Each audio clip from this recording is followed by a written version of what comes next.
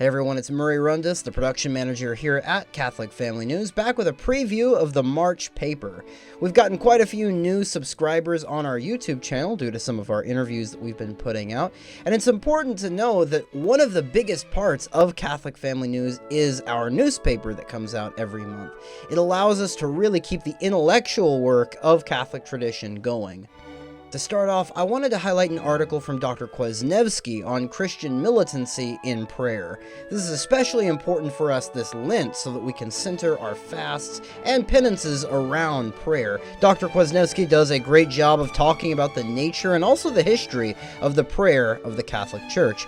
We are in a spiritual battle, and it's important that we understand the nature of it this Lent. A lot has happened in church politics this month, and we have some great articles covering it all, starting with Anthony Stine's article about Anglican false ecumenism in the Vatican. We covered this story on the weekly news roundup a few weeks past, but this article does an amazing job of giving the complete background when it comes to the strange relationship that the post-conciliar church has had with Anglicanism and the ecumenical movement at large. A good article that couples with this one is the second part in Matt Gaspers' series on why Pope Francis is the true Pope. We say this a lot here at CFN, but we believe it is vitally important to balance the scandal that goes on around us with sound doctrine and understanding of the principles involved. And Matt's article is a great reflection on those principles.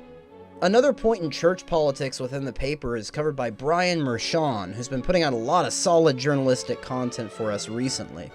In this article, he covers the Latin Mass cancellation in the Covington Diocese, and gives us an important update on the situation with the missionaries of St. John the Baptist there in Kentucky.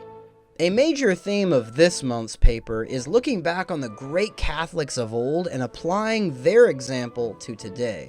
Stephen Cox does a great job of this in his article, comparing the life of Archbishop Lefebvre to St. Alphonsus Liguori.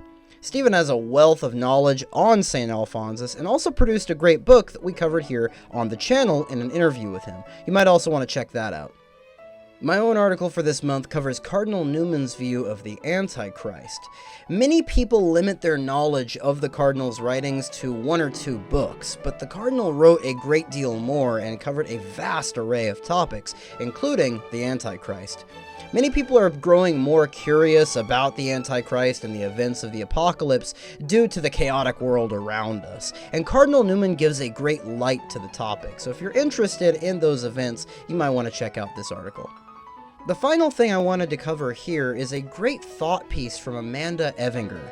She delivers a wonderful reflection on the struggles and joys of motherhood and pregnancy, especially within the traditional Catholic community. I find that this article gives a great deal of hope for us, as our numbers are growing and it's a beautiful sight to see. And there is so much more to be found in this month's issue of Catholic Family News. If you want to become a new subscriber, go to CatholicFamilyNews.com or just click on that link in the description. Also be on the lookout for more weekly news roundups Thursdays at 5:30 p.m. Eastern Time and for more interviews coming out on the channel. This has been Murray Rundus from Catholic Family News. May God grant you many joyful years.